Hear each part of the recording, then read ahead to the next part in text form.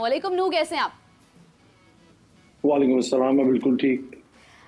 But साहब वैसे तो मतलब कहते हैं कि इंसान को देखकर भी समझ आती है कि इसका क्या आगे माइंडसेट है, किस तरह से इसने जाना है। जिस तरह से आपने वेट लिफ्टिंग स्टार्ट की और उसके बाद आपने उसको यहाँ तक अचीव किया कि आप गोल्ड मेडलिस्ट बने, बहुत बड़ी बात है। What was your inspiration to be the weight lifter?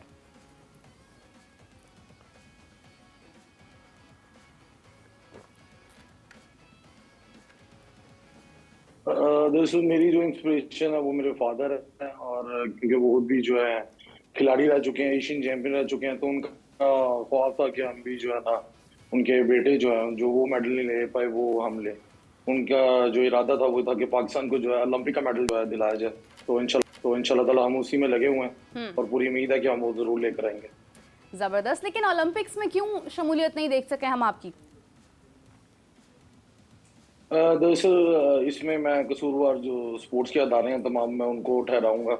तकरीबन मुझे कॉमनवेल्थ गेम्स को जीते हुए 2 साल हो गए हैं, और 2 साल में किसी हुकूमती अदारे ने ना ही मुझे इंटरनेशनल ट्रेनिंग के लिए भेजा, ना ही हमारे वेट लिफ्टिंग के 5 इंटरनेशनल हमने क्वालिफाई राउंड खेले थे, जिसके बाद जो है मैं ओलंपिक क्वालिफाई करता।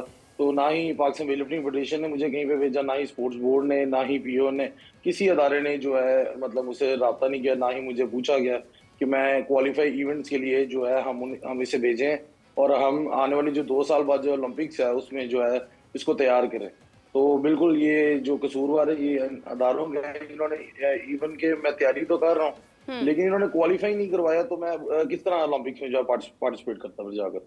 लेकिन नू, कॉमनवेल्थ तक जाने तक का जो सफ़र है इसमें हुकूमती सपोर्ट थी आपके साथ? क्योंकि कल मेरे साथ सुहेल सिस्टर्स मौजूद थी, चारों बहनें वेट लिफ्टर बनी है पाकिस्तान के लिए, बहुत बड़ी बात है। लेकिन वो भी, उनका भी ये कहना था कि हमें हुकूमती सतह पर कोई ख़ास सपोर्ट हासिल नहीं है। हम चाहते हैं कि हम इंटरनेशनल ट्रेनिंग पर जाएँ, हम आगे जाकर एक बड़ी सतह पर अपना आप मनवाएं, लेकिन हमें मौके उस तरह से फराहम नहीं है। लेकिन आपने कॉमनवेल्थ भी अटेंड किया, इवन कि आप गोल्ड मेडलिस्ट बने हैं, तो यहाँ पर इस हद तक, यहाँ पहुँचने तक हुकूमत की कितनी सपोर्ट थी आपके साथ? देखें, हुकूमती सपोर्ट कॉमनवेल्थ गेम्स से पहले बिल्कुल भी नहीं थी। इवन कि मुझे क्या कहते हैं, जितनी भी मैंने तैयारी की, आज से मैंने तकरीबन मुझे 12-13 साल हो गए वेट लिफ्टिंग करते हुए, ये तकरीबन सारे अखराजात जो है मेरे वालिद साहब ने उठाए हैं। और ये जिस जगह मैं मौजूद हूँ यहीं पे मैंने कॉमनवेल्थ गेम्स की तैयारी की थी, इसी रूम के अंदर। ये छोटा सा रूम है, इसी के अंदर मैं ट्रेनिंग करता रहा हूँ, और अभी भी मैं इसी के अंदर ट्रेनिंग कर रहा हूँ कॉमनवेल्थ गेम जीतने के बाद। और पहले भी किसी हुकूमती सतह पे कोई सरपरस्ती नहीं की गई, ना ही क्योंकि हमें पता है प्लेयर्स अपील करते हैं, और इसी तरह अपील करते रहेंगे, और यहाँ पे कुछ भी नहीं होगा। हमें इस चीज का अंदाजा है, तो हम इस चीज के पीछे कभी भागे नहीं कि ये हमारे लिए कुछ करें। हम एटलीस्ट हम खुद जो कर सकते हैं हम वो कर रहे हैं, और आगे भी करेंगे, लेकिन एटलीस्ट हमारे रास्ते तो ना रोके जाए। हमें इंटरनेशनल प्लेटफॉर्म पे तो जाने दे, खेलने तो दे। अब वो भी रोक दी जाए तो फिर हम पाकिस्तान के लिए किस तरह मेडल लेकर आए।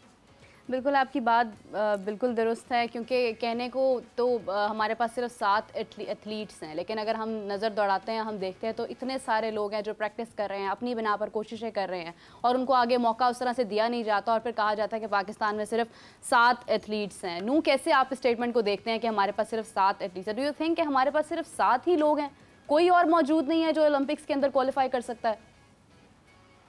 मैंने आज से 2022 में जब कॉमनवेल्थ गेम्स विन की थी, मैंने उसके बाद इंटरव्यू दिए थे, मैंने उसमें कहा था कि सिर्फ मुझे क्वालिफाई इवेंट्स खिला दीजिए, मैं किसी से अपील नहीं करता, मुझे सिर्फ क्वालिफाई इवेंट्स खिला दीजिए और मुझे सिर्फ पार्टिसिपेशन करवा दीजिए, ओलंपिक मेडल लेकर आने की जिम्मेदारी हमारी है। लेकिन किसी ने उस चीज पे अमल दरामद नहीं किया, और बिल्कुल मैं टोक्यो ओलंपिक्स में अनफॉर्चुनेटली मैं कोरोना की वजह से, मुझे कोरोना हो गया था जिसकी वजह से मैं पार्टिसिपेट नहीं कर पाया। अदरवाइज जो टोक्यो ओलंपिक्स में सेकंड और थर्ड आए थे उनको मैंने ऑलरेडी बीट किया हुआ था। हम्म। और उसके अलावा 2024 में जो लड़के अभी दोबारा वही पार्टिसिपेट कर रहे हैं जिनको मैंने बीट किया हुआ।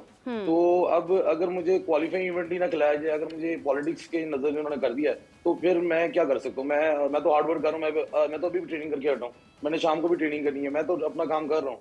लेकिन एटलीस्ट अदारे जो है उनको अपना काम करना चाहिए कि एटलीस्ट मेरिट के ऊपर भेजना चाहिए। कॉमनवेल्थ गेम्स का मेडलिस्ट मैं हूँ, और जो लोग वहां पे ओलंपिक्स में मौजूद हैं वो तो मेडलिस्ट ही नहीं कॉमनवेल्थ गेम्स में।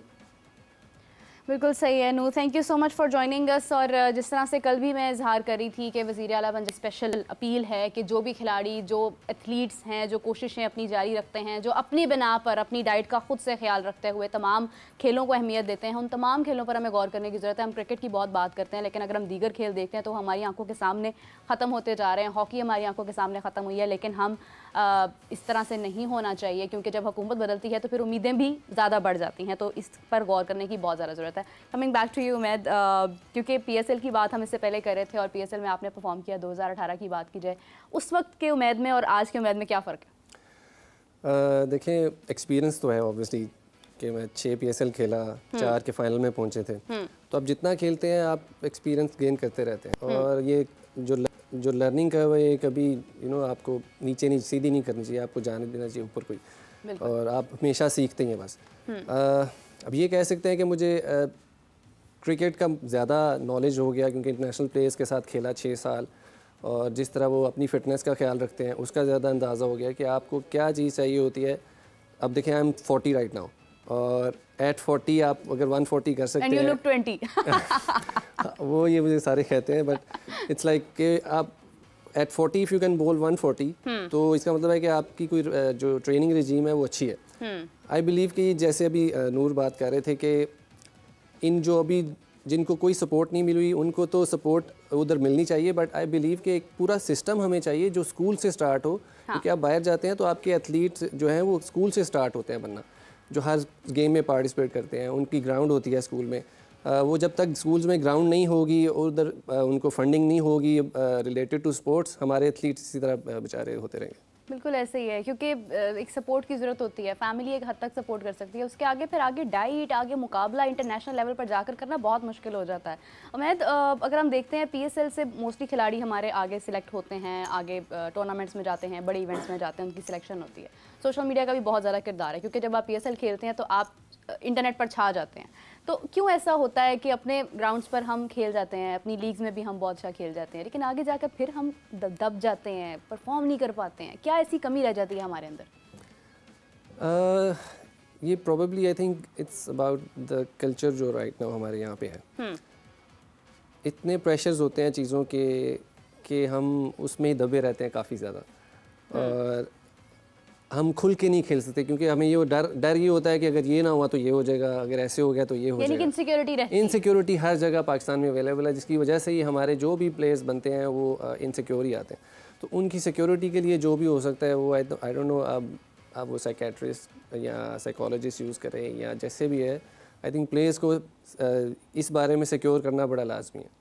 बिल्कुल सही बात है, क्योंकि डेफिनेटली हर काम में एक प्रेशर होता है आपके माइंड के ऊपर, और इनसिक्योरिटी जब आप में आ जाती है, जो कि हमें एक्चुअली नज़र आ रही है। इस बार भी हमने देखा कि हमारे प्लेयर्स खेल रहे थे, लेकिन वो दब कर खेल रहे थे, वो खुल कर नहीं खेल रहे थे जिस तरह बाकी ममालिक के प्लेयर्स खेल रहे थे। कहीं ना कहीं ये इनसिक्योरिटी है। अभी रिसेंटली अगर हम देखें, सर्जरी की बहुत बात हो रही है, सब ने अपना अपना इसके ऊपर ओपिनियन दिया कि नहीं सर्जरी होनी चाहिए, नहीं होनी चाहिए, फ़लाँ प्लेयर आना चाहिए, फ़लाँ नहीं आना चाहिए। एक अगर कहा जाए, क्योंकि अब कैटेगरीज़ की भी बात हो रही है, प्लेयर्स को कैटेगरीज़ में भी शामिल करना चाहिए। पहले हम खुद बेजा मौके फराहम करते हैं प्लेयर्स को कि नहीं आप ही जाएँ, आप ही जाएँ। बहुत सारे लोग एक लाइन में होते हैं जिनको इंतज़ार होता है कि हम आगे जाएंगे, लेकिन फिर वो नहीं जा पाते हैं। बेजा मौके देने के बाद फिर हम खुद ही कहते हैं नहीं अब ये नहीं चल रहा, उसका कैरियर पूरा मुकम्मल शो करके पूरी दुनिया में तबाह करके उसको हम कहते हैं नहीं इसको फलां कैटेगरी में ले आओ, इसको अब आगे नहीं लेकर जाना, इसकी सर्जरी कर दो। तो ये तरीक़ाकार क्या मुनासिब है? देखें, इस टाइम तो मैं इस बारे में कुछ नहीं कह सकता, लेकिन ये ज़रूर कहूँगा कि सर्जरी से बेहतर है कि आप प्रिकॉशन यूज़ कर लें। समझ रहे हैं आप? अब जैसे अगर कोई बीमार हो रहा है, वो बीमारी पे पहुंचने तक जो काम हुआ है उसको बेहतर किया जाए तो बीमार भी नहीं होंगे। तो आपको नीचे, जैसे मैं पहले कह रहा था कि स्कूल क्रिकेट से स्टार्ट करें। आप का स्ट्रक्चर जब ठीक होगा, जैसे अगर आपका न्यूट्रिशन ठीक होगा तो आप बीमार नहीं होंगे, इसी तरह आपका स्ट्रक्चर ठीक होगा तो आपके प्लेयर उसी तरह के निकलेंगे जैसे आप चाह रहे हैं। बिल्कुल सही बात है। उमैद, क्या फ्यूचर देखते हैं अब? अगर आप देखें कि आपकी जो जर्नी है, बिकॉज आपने अपने आप को फिट भी रखा हुआ है, आपने अपनी प्रैक्टिस भी जारी रखी हुई है, क्या फ्यूचर देखते हैं आप अपना क्रिकेट में?